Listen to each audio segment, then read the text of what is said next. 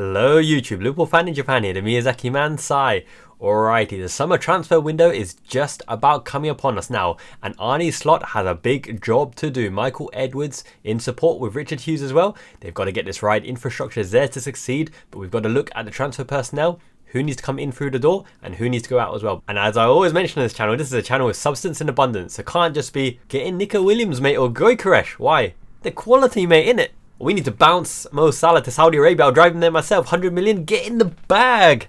Unfortunately, it doesn't quite work like that. Additionally, whilst other channels can throw stats at you, stats are only a historical representation of what that player did before in their current system, under their current team against the current opposition, and not what they would be facing in the Premier League. We've got to look at the tactical board and see how they would fit into Arne Slot's system, as well as the attributes for that player and what they would offer to the squad. So sometimes when you do squad analysis, and this is what Richard Hughes and Michael Edwards will be doing, you can't always attach sentiment and a name to facilitate the role on the pitch. You have to look at the player and as a person what they offer in terms of a function on the field. One big advantage of this Liverpool fan in Japan channel, truly substance in abundance, is I am a dedicated Liverpool fan. I'm not just making Liverpool content for clout, unlike some other content creators. I guess Liverpool videos get all the views, right? But I can talk about Steven Bajcetic. I know about our Tyler Morton. Do they even know about our Fabio Carvalho, our Ben Doki Doke, our Cade Gordon, Kumas, and what Bobby Clark can become? And they can do those throwaway comments like Lucho Diaz, get rid of him to Barcelona. Rafinha, let's get Rafinha in. Or Costa Simas. He's got to go. Joe Gomez can do left back, right? So you look at Costa Simas, for example. He seems to be one of the names on the chopping block. He's a backup left back for Andy Robertson. Gomez is inverted from left back. Performed quite well at left back as well. With Conor Bradley, who can also play at left back. We looked at centre backs who can also invert to left back slot, like David Hanko at Feyenoord, right? What a link with Arne Slot coming in. But what you got to actually look at is the profile of the player. So this is a player who gives you the opposite inversion option, because when Trent from right back inverts into the centre, Robertson can tuck in to form the three at the back or keep the width on the left hand side. Now if you have a Conor Bradley on the right hand side who can bomb up and down as well, Costa Simas can invert into the midfield because he's more comfortable in possession and receiving the ball back to goal and tick-attack and one touch, rather than Robertson, who needs a bit of space to drive into. So it gives you option and balance if you want to overload the midfield on the left hand side, attacking the opposition's right hand overload. Additionally, Trent, Simas are good at tucking in, and Bradley and Robertson are the two who are great up and down, bombing up and down the line. Alternative Simas and Trent can do it as well, but you know what I mean, right? You've got options there, which is what you want. And obviously they are in the squad. He's not afraid to be on the bench. He's not going to kick up a fuss as well. He's got a bromance with Mo Salah. He's very, very popular in the back room, locker room as well. But on the flip side, he is 27. He did sign a new contract, by the way, so he does have value to his name as well, and obviously he could be a starting left back for another club, so that comes into consideration. But he has the ability to generate some finance. You'd probably imagine 15, 20, 25 million, at a stretch 28 million, but he is actually a quality left back, and he doesn't really let down Liverpool, considering he can't build up that rhythm because he's not a regular. But when he does come in, he has contributed some big moments. Obviously the winning penalty in the final against Chelsea, beautiful. Absolutely love me some Greek scouts. Additionally, he was one of the winning conditions against Chelsea in the recent League Cup win, Carabao EFL Cup win. That cross to Van Dijk is one of our game-winning scenarios, considering we put on so many youngsters, and my goodness, it came to the fore. That was foretold. I said, with the person that we had on the pitch, it's a Costa Simas cross to Van Dijk, which would get us to win. We didn't even need penalties. How do you like them apples? Also, he's a reliable head with a wand of a left foot who can give good delivery crossing. He can pinpoint delivery from the left hand side as well. But Simas is looking to pinpoint cross it into a person's path, whereas Robertson crosses it into an area of opportunity. Probably was drilled in training as well, because you'd imagine that Robertson's been drilling in the training first on delivery into a certain spot, expecting a Nunez or Gakpo or Salah or Diaz to appear into the placement, and it's worked a plumb because Robertson's assists are top notch. So let's look at the attributes of the squad before we get into the missing ingredients for Arne Slot's Liverpool roster. And I think it's worthwhile highlighting that there's three key elements I believe this Liverpool team is missing to suit Arne Slot's philosophy. Now obviously his philosophy and his playing style matches much better to the current Liverpool setup, all the way from youth system all the way to the first team, better than Ruben Amorim's, right? Which is why he probably got the nod over Amorim in Edwards' database. However, at the same time, I think there's certain cliches and habits we as fans and the media and pundits have to be careful of when you're making transfer speculation. Obviously, there's going to be links to Feyenoord players, there's going to be links to AZ Alkmaar players, there's going to be linked to Eredivisie players, there's going to be linked to Dutch players, right? But how much does that really come true? I've made the example many times when Rafa Benitez came from Valencia. We wanted all the star-studded names, and we ended up later with Momo Sissoko, right? Nobody expected that before it was announced. And Liverpool are very good at keeping signings under wraps. You don't usually know about the signings until they're unveiled, until they're announced in the media, until a local journalist, someone like Ornstein or someone of that ilk, get told by Liverpool to announce in the press and release the news. Obviously, we had Fabinho news out of nowhere, gave us a huge lift after a hugely disappointing final, against Real Madrid. We had the Jota news out of nowhere when we were chasing Timo Werner for all that time as well. Liverpool are very good at keeping things under wraps. It's one of the reasons why we're massively respected in terms of backroom staff and transfer personnel, why Michael Edwards has built that global high standing, and why he was chased by Man United, by Chelsea and all the elites as well. Similarly, Richard Hughes is coming in as well. I'm sure he'll keep that tradition in the way that we keep things under wraps. But similarly, there's no smoke without a fire, and there's certain players that I think, even in the media, likely are on our short list of players. So let's get into some particular names here, and I'm looking at strikers first and foremost. Let's look at the forward line. That's the most exciting, right? So some names inevitably pop up. I mean, Marco Reus of the past, right? Samal Sabrosa.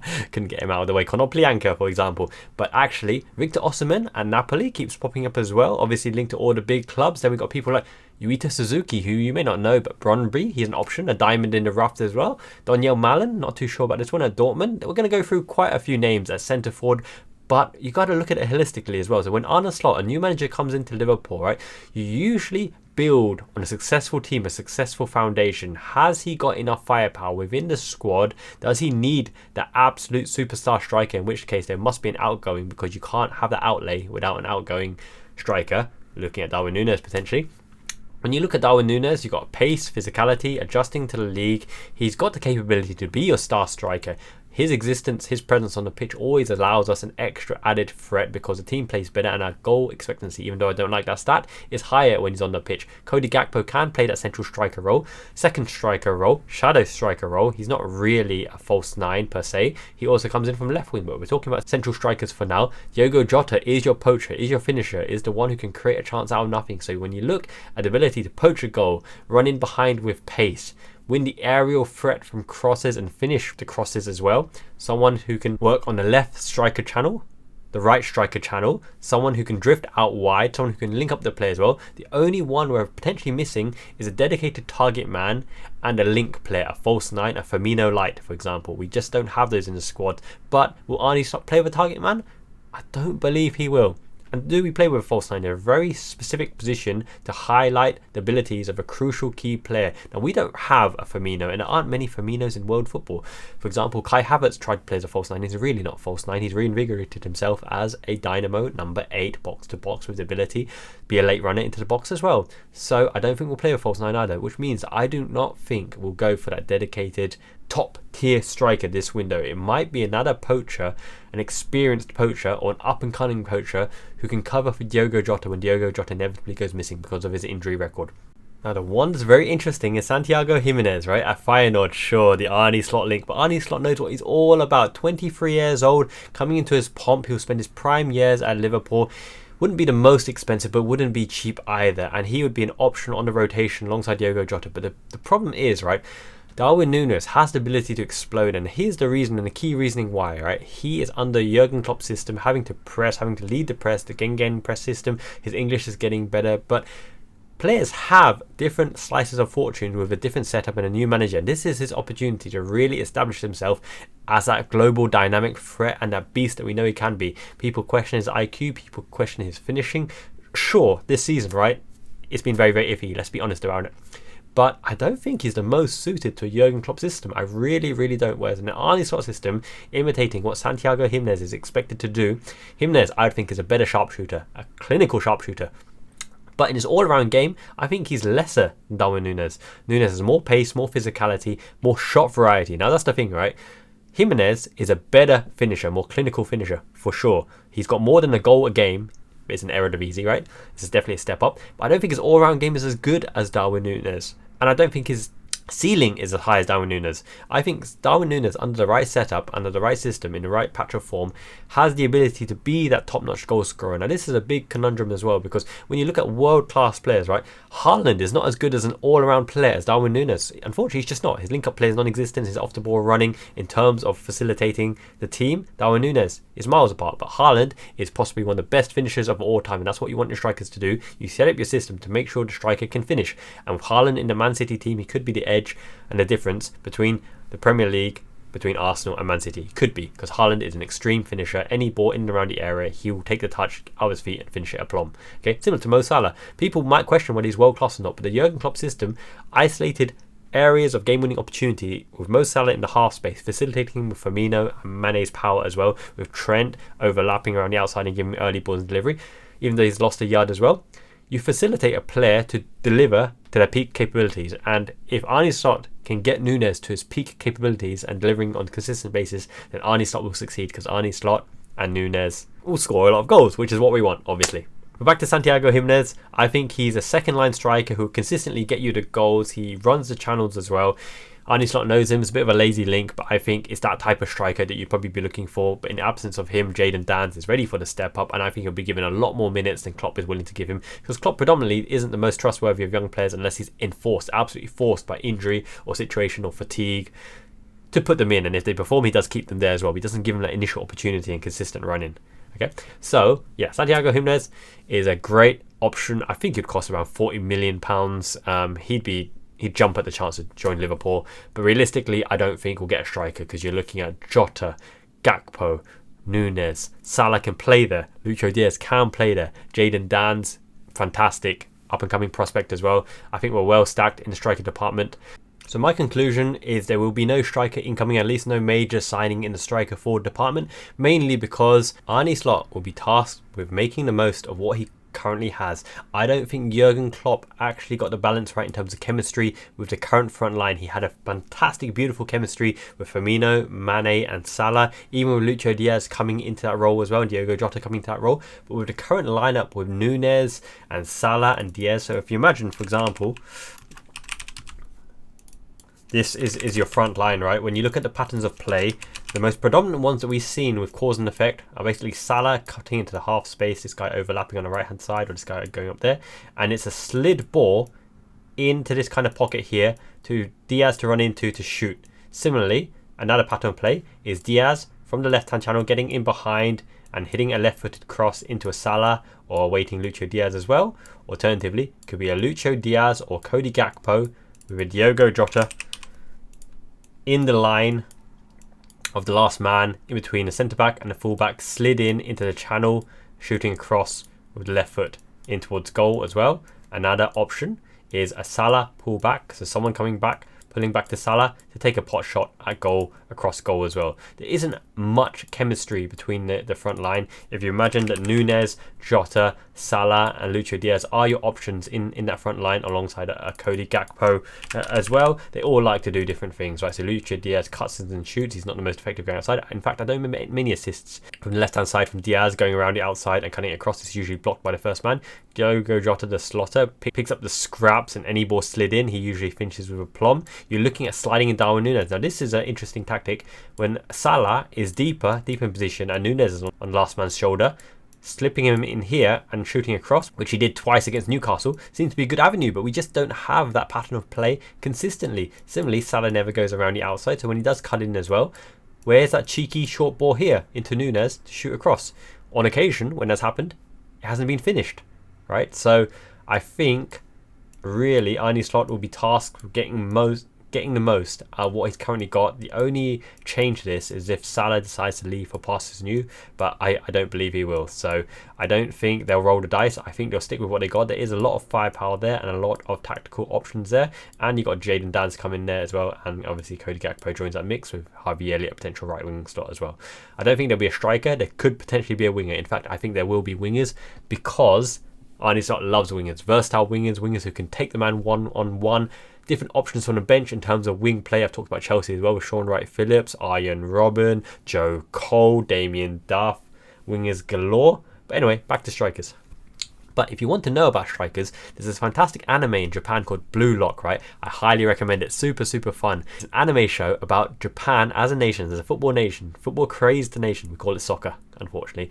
They're looking for the next top striker, the diamond in the rough, to lead the Japan national team to the World Cup, to the biggest glories in world football. They need that superstar to break the mentality of the minnows, the almost hads, the run-ins, the technical geniuses who can't reach the upper tier of Brazil.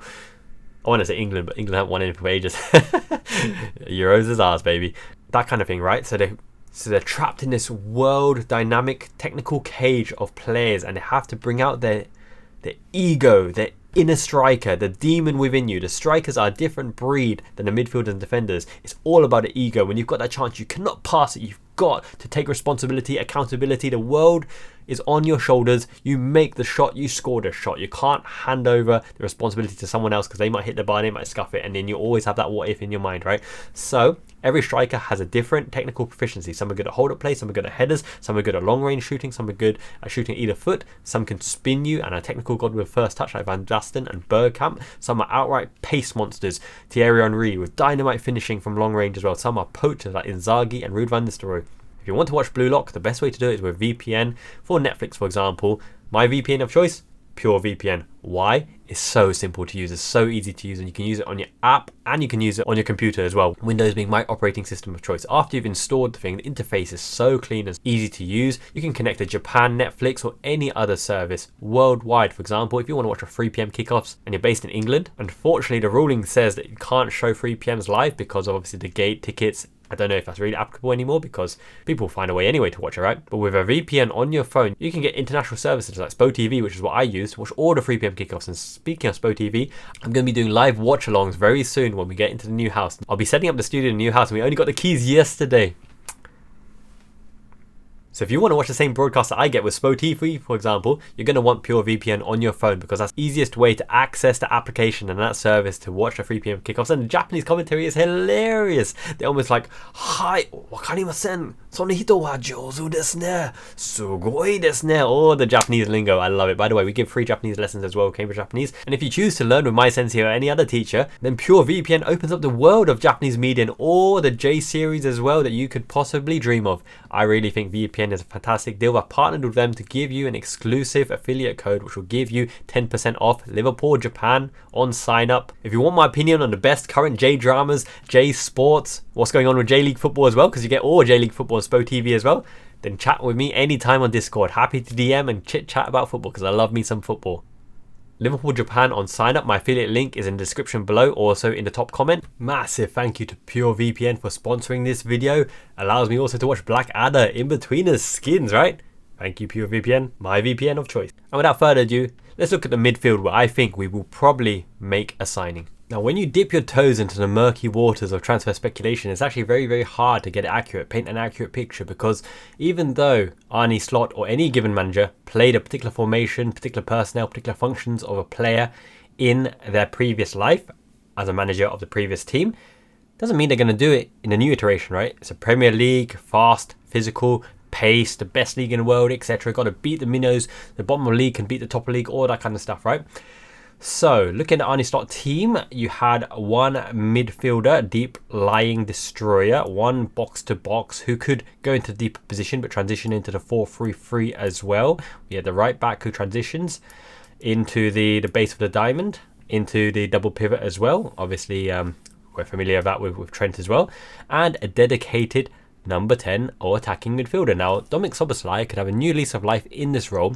But a few things to note here. He's a good shooter. His first touch is okay. Getting the ball out of his feet and taking a shot on either foot, I think we're going to have to facilitate that by having the system bring him into the areas of prominence and getting him the ball, and he's got to work his way to find that yard of space to take the shot. So he's not going to be someone who slips in a Nunez with through ball after through ball, or cute little dinked passes, or chip passes, or side roll passes. That is going to be sexy, majestic Alexis Mac Allister, who could play the 10 as well, because he is our number 10. And Mac Allister could play here. Attacking midfielder could be Szoboszlai, a deep late runner a la Lampard, scoring the goals with a great shot. He's fast, he's got physical prowess as well. A late arriving Szoboszlai could be a very deadly recipe for next season, but Arne Slot would have to bank on that as one of the game-winning scenarios and build a system that allows Szoboszlai to have that free reign.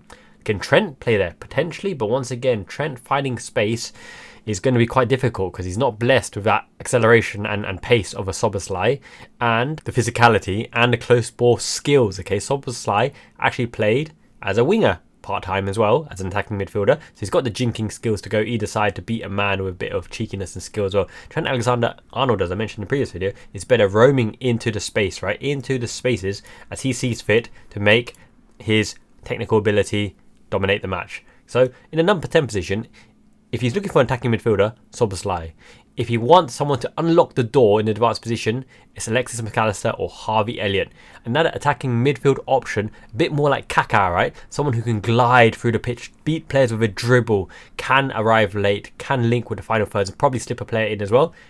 Fabio Carvalho. Now, Fabio Carvalho at Hull, new lease of life, scoring very regularly. Always see his name on the score sheet. Him and Tyler Morton are doing fantastic. We'll get to Tyler Morton in a second here. But Fabio Carvalho could carve out a role for him as a number 10 because he isn't fast enough and he doesn't have a repertoire of trickery to cut inside or to beat a man on the wing. So it'd either be number 10 or bust for Fabio Carvalho. Harvey Elliott's best position would also be number 10. If you put McAllister at number 10, he'd be highly effective, but you're going to need someone to link the base of the midfield, the attacking midfield, the wingers, and collect the ball off the back line as well. McAllister is a facilitator, an excellent facilitator, but actually McAllister can play all roles. 6 to a lesser extent, but he's done the job this season when called upon. He would be the kind of dynamo, the maestro in midfield who connects the play. I think number 10 also brings out a lot of his qualities as well, and be very interesting to see if he's preferred to Szoboszlai as the number 10. Putting McAllister here will get a lot out of Nunez. He'll really slide him in, really slide out of the ball, in between the fullbacks onto a charging right winger. You play with traditional wingers here. You don't need them in half space because McAllister occupies that box. Very interesting. If he goes with Szoboszlai, you're looking at someone who leads the channels, can get the pullbacks in to Szoboszlai, or late runner, a dummy runner, where they can't track a Szoboszlai. He dummy runs, right winger, puts it like the Szoboszlai is doing this season, places it with a very hard pass, one touch out, bang, one touch slot, one touch, slide it away. That kind of thing. It'll be interesting to see what type of player plays in this position. It won't be Cody Gakpo. I've heard in some videos they're looking at Cody Gakpo in this attacking midfield position. The problem with Gakpo is he takes an age to release the ball. His first thought is drive, beat the press with a drive, run with the ball, long strides, right? He's got close ball control. He can get the ball out of his feet. He's got a good cross from the wide position as well. He's got a good shot with both feet, but he takes so long to play the ball. So Cody Gakpo cannot play this position in my eyes, in my opinion, at least not effectively, unless you're wanting someone to drive and beat the final 6 line of the opposition and then try to make something happen, or drawing players onto him. But I don't think he's got the vision for it. I just do not think he's got the vision and the techers to release the ball early enough for this in the Premier League. If Arne Slot really wants a dedicated playmaker, someone who really is top-notch in this position to slide a player through, but also be a late runner, a dummy runner, also have the technique to beat the players with a piece of skill and make some magic happen, you're looking at Lucas Paqueta, someone like that. Lucas Paqueta, fantastic player at West Ham. I don't even know what he's doing at West Ham. He's Brazil's starting number 10. That says a lot about him. He's got physicality, he's got great touch, he's got a great shot, he's got a great slide through ball as well. He's great technically in terms of manipulating the ball. He works his ass off as well. Lucas Paqueta is a top-notch player. Unfortunately, I think Man City are more likely to get him. Hopefully his gambling thing isn't too deadly, because he's a joy to watch. So hopefully, even if Man City get him, I think they'll be getting a wonderful player. Another player is Koopmeiners. So Koopmeiners played for Arne Slot under AZ Alkmaar when he was under there. I think Koopmeiners, we saw what he could do for Atalanta's, but he's a very interesting one. He can play all midfield. In fact, Koopmeiners can play from centre-back to defensive midfield, deep-lying playmaker, to midfield dynamo, to number 10 kind of player. He is more of a creative player because his defensive stats aren't top of the world, but he's versatile and he's a known quantity. He's trusted and he's Dutch as well. So he's an Arne Slot type signing. But do we invest in a Koopmeiners when we have so many midfielders? I think Geertruider, as I mentioned in the last video, is a legitimate option because he's an Arne Slot trusted lieutenant who could fill a role when the players aren't up to scratch or fitting his tactical system. He could come in and do a job replacing Trent in an inverted system. But then again, you don't need a right back because Conor Bradley, Calvin Ramsey and Trent is more than enough at right back with Joe Gomez there as well. But he's a utility player like a Grosskreutz or Dirk Kuyt, right winger, striker, emergency, extra midfielder, defensive midfielder, right back. He can play the whole line. James Milner type of player. Henderson can do a similar role. He'd be a An unexciting signing, Geertruider, in my honest opinion, but a legitimate option as well. But going back to the midfield, I digress a bit. Gimenez would be an exciting signing, but is Gimenez better than an unleashed Szoboszlai? I think you have to give Szoboszlai the opportunity to show that he can do that role. Now, Szoboszlai and Gimenez together could be an interesting midfield because they are tenacious, they work hard, they got leadership in amongst them, you've got responsibility, and they've got the attacking flair and responsibility. But then you're looking at our Wataru Endo or Destroyer deep lying 6. We've talked about number 10 position. I think we're stacked here. Fabio Carvalho, Harvey Elliott, Diogo Jota could play here as well.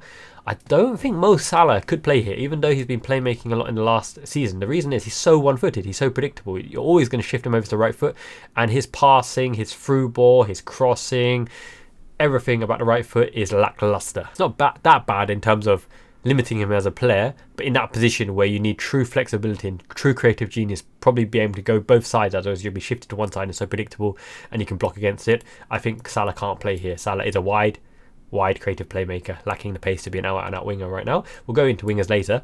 This is going to be a dedicated video.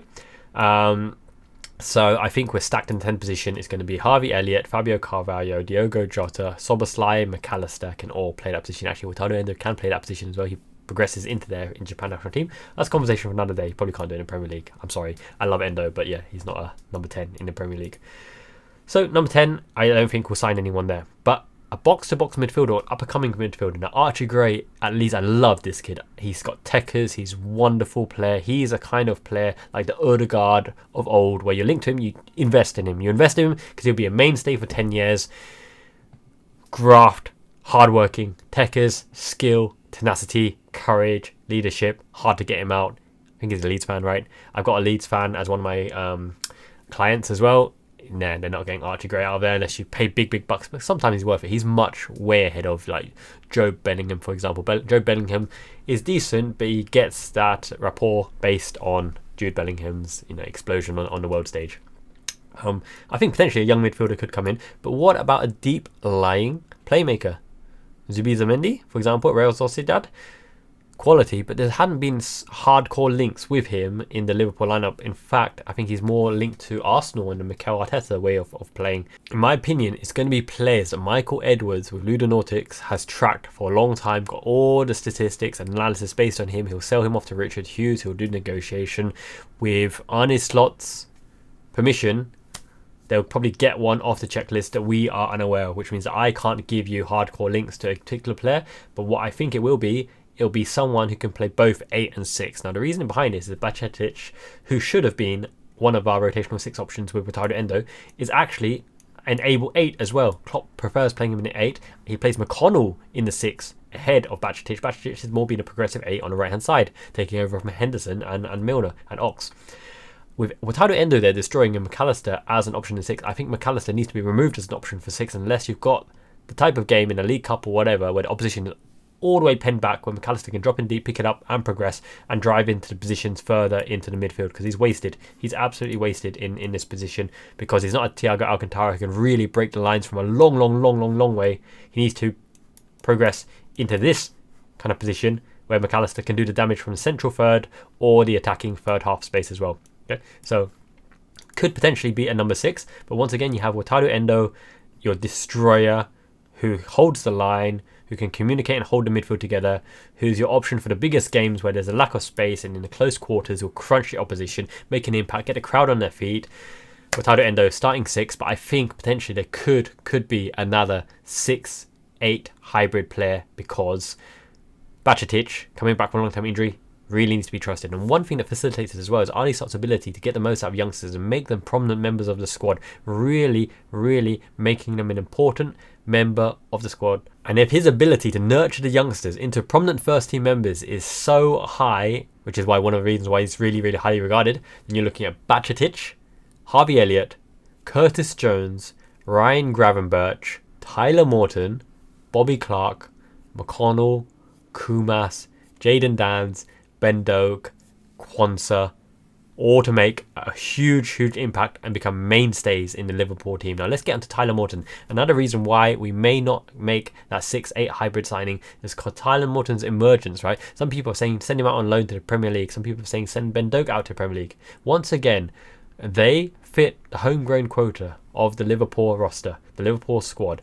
If Arne Slot assesses them in pre-season and thinks they have something to add in this season, and Tyler Morton definitely does, because he has one of the best long-range passes from the deep lying position. He is basically like a Xabi Alonso light. He hasn't got the close skill techers. Alonso had a bit more pace. Alonso had a bit more international pedigree, but everyone starts from somewhere, and Tyler Morton showed in Hull that he can dictate from the deep lying position. He lacks certain pace, he lacks certain physicality, but he's a hard worker, he grafts, he's trusted with the ball, and he can dictate the play as a deep lying playmaker. And when he transitions into the final third as a pot shot from distance, it's decent. It's like Didi Hamann. Didi Hamann occasionally ventured up when all the lines were pushed back and, you know, the low blocks were in place, pot shot, and he got the occasional goal as well. That is your Tyler Morton there. Tyler Morton, Fabio Carvalho coming from Hull, could make an impact. One to watch. Definitely, I don't think Reece Williams and Nat Phillips have a future under Arne Slot, especially because the defenders have to bring the ball and be comfortable on the ball and bringing the ball out of defence. But from front to back, Arne Slot transitions the ball from defence to the forward line at lightning pace. So all the midfielders have to be comfortable getting the ball, playing it off. What I'm talking about is ball here, straight away right back makes a run, right back on the ball, in behind the striker, into the right winger, into the channel, back to front very, very quickly. I hope he can break the lines into 10, because I love seeing this player work his magic. Please have a successful season, whoever plays this role. Szoboszlai, Elliott, Fabio Carvalho, I'm looking at you. So in the Arne Slot system, the midfielder has to be comfortable bopping it off. I literally call it bopping off because it's a trigger point. Once it goes to the defender, if it goes to this way, as soon as you get the ball, bang, there. As soon as you get the ball, whip it into that right winger. This midfielder has to be able to link the play and move the ball very, very quickly. Now, Wataru Endo can do this, but under Klopp's system, Klopp has instructed Wataru Endo to keep the ball simple, to play an easy ball for your teammates to pick up. But I'd like to see him be more inventive in terms of getting it and that aggressive drive into the progressed 8 midfield position, Alexis McAllister or Szoboszlai, transitioning from 4-2-3-1 to kind of overloaded pressed offensive formation, right? Defender steps up, Wataru Endo or Alexis McAllister or Tyler Morton or Bajcetic get the ball and play it, which means that you have 7 in the offensive positions here, and it also suits an Arne Slot system because he loves to pressure, game pressing, but actually high turnovers, really pressuring the opposition, pressuring the weak member of the opposition, because he really pens in. I'm literally talking about 5 and 2 onto weak position. So if there's a weak player that obviously stands out, I don't know, Cucurella, Aaron Wan-Bissaka, bad examples, they're decent players, but on the board they're not the most exciting, right? Or David Luiz, who used to dribble out of defence. You commit everyone to steal the ball off David Luiz. Arne Slot loves the fact that he goes all out to win the ball in the opposition third. I think he's pretty high up there in statistics, there's charts and all that. I'm not going to bring it up right now. You've probably seen him in other videos. But that's what I'm talking about. It'll be a 3 and a 7. A 3 and a 7. These 3 are responsible to stop the breakaways, the counter-attacks, and the 7 will work their magic in the patterns of play to make the magic happen. That is why I think if Arne Slot is trusted with the youngsters and he thinks they're capable, then it's going to be a single midfielder who's multifaceted, who can really grow to prominence. Archie Gray, I'd love to sign Archie Gray. I think potentially Wiefer at Feyenoord, but I don't think he adds that much compared to Endo, McAllister, in those roles. Curtis Jones can in emergency play DM as well. It won't be Gravenberch. Alan Varela is a very interesting destroyer, deep lying playmaker. Looks like Fernando Redondo, reborn, the Argentinian pivot at the base of midfield. Quality player. Hjulmand at Sporting, obviously without Ruben Amorim coming here, but he is a prominent defensive midfielder, and Amorim knows how to spot defensive midfielder as well. Ugarte, for example. I don't think you're going to get Ugarte out of PSG, even though he doesn't start a lot. He's still a valuable squad member. It cost way too much to get him out of PSG. Bruno Guimaraes at Newcastle. I don't think he's a legitimate viable option. It's going to be hard to get players out of Newcastle with their funds, and Newcastle will probably consider themselves a rival of Liverpool, even though they're up there in standing, which is why Isak would be a hard take as well. But Isak would offer something really good because he's a clinical finisher a la Henry. He's got some injury worries as well, though. Yeah, I don't think we're going to get anyone from Newcastle, but one I really like the look of is Douglas Luiz at Aston Villa. Now, he has improved amazingly under Emery's tutelage. However, he is a key player under Emery. Unless we get a big bid, I think he could be a starting midfielder for Liverpool, either in the 8 or the 6, transitional 8, up and down, box to box, or in the 6th position. He's a quality player. I actually think he'd offer more value than Guimaraes in this Liverpool team, Douglas Luiz. Obviously from the Man City Academy as well. Think about what you will. He knows tiki-taka. He can press, he can tackle, he can take a free kick. He's aggressive. He can hit the through balls over the top as well. There's a few other options as well, but I think he'll be named that's on the shortlist of Michael Edwards, who he's always wanted to get in, and now that he's got the finances and funds and pulling power of Liverpool, he'll probably get in for Arne Slot and say, you use this guy because he's going to be a big asset to you. But once again, I think Bajcetic will have a breakout big season. I think Tyler Morton will have a part to play. Wataru Endo, McAllister, Curtis Jones, Gravenberch, Harvey Elliott, Fabio Carvalho. You've got a great set there as well. Szoboszlai. So much talent there as well. I don't think midfield is going to be such an area to be looked at because we had a big rebuild last season, but I'd love to sign a wonder kid, Archie Gray. Now this video literally could go on for 4 to 5 hours because there's so much I want to say about all the positions and all the potential candidates and recruits for all the positions. But having spoken about strikers and midfielders, let's stick to that for this particular video. I think wingers deserves its own video because Arne Slot and wingers is beautiful combination. The amount of variety, flexibility, tactical aptitude for an Arne Slot system for wingers, I'm loving it. So many names I want to throw at you. At least 20 names of wingers that I think Liverpool should approach to give Arne Slot the tools to dominate, to absolutely destroy, slot them in style. And centre-backs are very, very important as well, and I think we will sign a centre-back for sure. So let's get into the centre-back options in the next video as well. So without further ado, for this particular video, also like if you haven't liked already, helps the video get seen, help me beat the algorithm. Likes really boost the videos and put impressions in front of people so they can actually click on and view, subscribe if you haven't already. But of the strikers and midfielders the Liverpool have been linked with and that can offer something in the Arne Slot system, I'm going to look at a few key ones that I think really stand a high chance of being considered on Michael Edwards' shortlist, because ultimately his list and Richard Hughes to negotiate them. Let's get into it. So ultimately, in the Arne Slot system, you have to be able to ball play in the midfield. You can't be a passenger in terms of playing the ball. Mascherano, very limited on the ball. I have an ultimate destroyer. I don't think we look for that type of player. Matts Wiefer, right? Wiefer in this role, very effective. But I want to look at Varela, right? Varela next to someone like Wataru Endo. Endo would be a dedicated destroyer, but he's shown the aptitude to play the balls through the lines and penetrate. And Varela is pretty much like an Endo, but with the facility also to play the ball over the top. I think Varela can play the ball over the top as well. I think he'd be a very important player for balance, because basically he is like a young Wataru Endo. He's a little bit like Ruben Neves. Do you remember Neves? Young Portuguese, coming from Porto as well to the Wolves. Ruben Neves dictating play. I think Varela has the capability to do that. Similar to Zubizarreta, I think has the capability to do that as well. There is a possibility that he looks for someone who can pick the ball up and as a libero with physicality as well, add some height and some effectiveness. Physicality, maybe Yusuf Fofana, maybe a Czech Decore as well. I don't really know if that's the profile of player. I feel as though it's a Bajcetic and a Tyler Morton, the more technical, deep-lying playmaking role, which is a Zubizarreta as opposed to Czech Decore and Yusuf Fofana. Personally, I think that's what I'm looking for. And a Wiefer can fit in the system seamlessly, but once again, is he really better than what we have? I don't think he adds so much difference than what McAllister offers in that role, what Endo offers in that role, what Bajcetic can offer in that role, what Morton offers in the role. Whereas Decore and Fofana is more physicality and defensive capability in the duels, but the ball playing isn't quite there. Czech Decore has some techers, to be honest. Fofana needs to prove it in a better league than the French league as well, so I'm very timid on that particular lead. I'm not really warm on that particular one. I think he goes with what he has at the moment with a youngster coming in. I don't think Wiefer will come in unless he really needs someone to implement his existing tactical ploy transitional season until you make that big name signing. Unfortunately, I don't think you're gonna get a Stengs converted into the 10 to do that, because I think we have enough players who can play the 10 slot.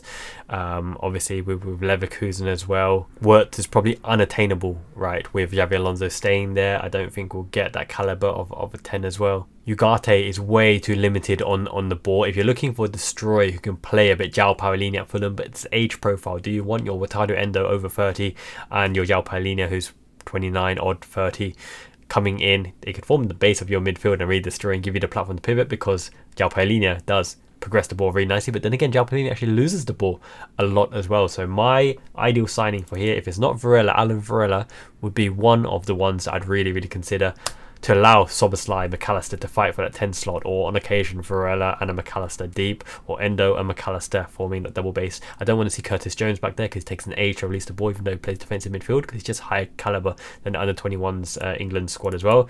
The only other option here, as I mentioned, is Douglas Luiz, and what I really like about Douglas Luiz in this position is he doesn't have to stay in this position. He can really transition into that role, give you that 4-3-3 basis, but actually that triangle with Trent at the bottom as well, the way we transitioned and played. The difference between a Klopp system and the Arne Slot system is that with Klopp's system, he likes to pin it back and forth to the Van Dijk, to the Andy Robertson, to the Konate in the channel, or if he's out here, the right back Konate pushing through the centre here. Arne Slot won't be giving it, waiting for an opportunity for Van Dijk to ping it.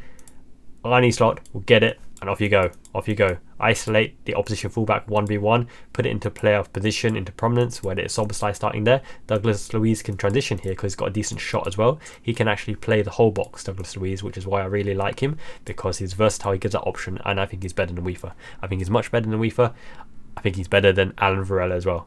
I think he's better than Gimenez as well. Gimenez is quality, but it's a little bit of an anti-Gimenez. I like Douglas Luiz a lot. He's got a bit of flair, a bit of attitude. He's a winner with a can-do attitude as well. Those kind of players get to the top. You need players with a mean streak, and I think Douglas Luiz has it. So my ideal signing for the midfield position, Douglas Luiz or Archie Gray, one of the two. Alan Varela as a third choice. Not into Wiefer, and I don't think Geertruider is an advancement of what we got already. He won't start right back. He's a subpar central defender. We have better central defence options. I don't think he'll be Yusuf Fofana and Cheick Doucouré either. So that's just my opinions on the midfield. So let's look at the striking options. Now, my feeling is Darwin Nunez starts as number one, right? And obviously he's got loyalty to Gakpo as well, the Dutch kind of connection there. And I think Gakpo has a place in the lineup, in the team, rotating. Okay, I think as taboo as it might sound, this could be our starting lineup for next season, with Salah rotating with Lucho rotating with Gakpo rotating with Nunez, Gakpo, Lucho, Salah on occasion as well. Lucho keeps his place if he can prove on a consistent basis that he can have the goal contribution metrics, because he will be the successor. He's got that never say die attitude, a Colombian Latino flair, works his ass off, super hard, super dedicated. Now finally we'll have someone who track back and attack the whole time. Gakpo can transition into the diamond, into the midfield, and position from deep, and form the double dual number 10 pivot as well. And Nunez leads the line a la Santiago Gimenez. But the main facilitator for Darwin Nunez is this player. This player has got to have a good season. If Szoboszlai starts here, I don't think Nunez starts here. If McAllister starts here, I think Nunez starts here. If it's Szoboszlai, it's probably going to be Gakpo or Jota. Jota should be in our first starting 11, but he's got to prove consistently that he can overcome those injury notes. And the thing with Jota is he's such a weapon off the bench, but Gakpo is also a weapon off the bench, and Nunez can be a weapon off the bench. Lucho Diaz should be a weapon, but isn't always a weapon off the bench, unfortunately. So with that in mind, I think he probably starts this way and sees how it goes, because Gakpo and Nunez should in theory be a good attacking threat, bring many shots. Lucho Diaz is our wild card, is our dribbler, and the playmaking should shift to the 10 position, with this person forming the secondary 10, or Gakpo forming the secondary 10, and you have a bombing Andy Robertson from that position, right? I would love to see Trent Alexander-Arnold and Conor Bradley bombing there. Trent Alexander-Arnold, however, predominantly will operate in this position, and it'll be Conor Bradley bombing on. But I'd love to see the Trent of old bombing in, because he's got a lot of assists from that position. He shouldn't forget that.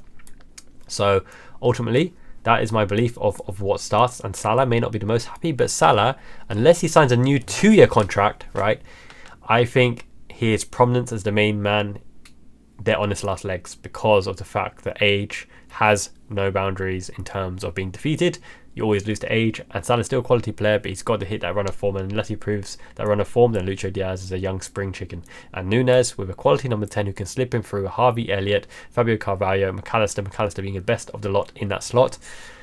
I think Nunez starts on there to see if he can hit the ground running and on form with new methodology, new training, maybe a yoga Pilates teacher or some extra strong calming mate or all that kind of stuff. I don't know. I want to see him get that fire and flair back and not butt somebody, but you know, get that heat and passion back, because that's when Nunez was at his best. But that attacking options is not bad, right? Lucho Diaz on the left, Salah on the right. As I mentioned, we'll talk about wingers as well, but this is how we start unless we get one of the key core wingers in, and I think there will be a big winger signing in here. And the potential outgoings I haven't mentioned yet, but Lucho Diaz always linked away to PSG, to Barcelona. If they can stump up the funds, there's a world where he goes, but I think they're actually looking to renew Lucho Diaz, and it's only his dad making noises, it's not Lucho Diaz himself. Salah could potentially go, but I don't think anyone's going to be paying his worth. So to lose someone, a leader, and in a transitional phase with a new coach and new ideas, hopefully he can play, make and contribute and find his old form as well. But his days are slightly numbered, so unless someone stumps up at least 80-90 million, I don't see him going. Darwin Nunez, there's zero chance of him going. Cody Gakpo, zero chance of him going as well. So you're going to learn to live with Cody Gakpo and Nunez in the lineup at least. Likely Lucho Diaz, likely Mo Salah, plus one winger at least. Probably one quality winger and one promising winger in a likelihood, at least I hope. Arne Slot's winger formation, love it. But we'll do the winger video next time. So who can come in as a backup striker for Diogo Jota when he's injured, or to take over the goal scoring burden for Darwin Nunez? Sorry to disappoint you, but it's going to be realistic. It's Jadon Danns. You can't block Jadon Danns' pathway to the front line, but there will be winger change. I'm pretty sure of that, and that will be the exciting one, because wingers can score goals, and that's also transition into the forward line, the striker position, the wide forward positions as well. Thank you for watching. 本当にどうもありがとうございます。 Hope you guys enjoyed the video. Winger and centre back video coming very soon, because I wanted to make it in this video, but this video is getting too long because I got too excited. What can I do, man? Arigato minasan. I'll get to this book very soon. Wataru Endo approves. Until next time, Miyazaki Man Ichiban. Keep safe, subscribe, like if you haven't already. Janet.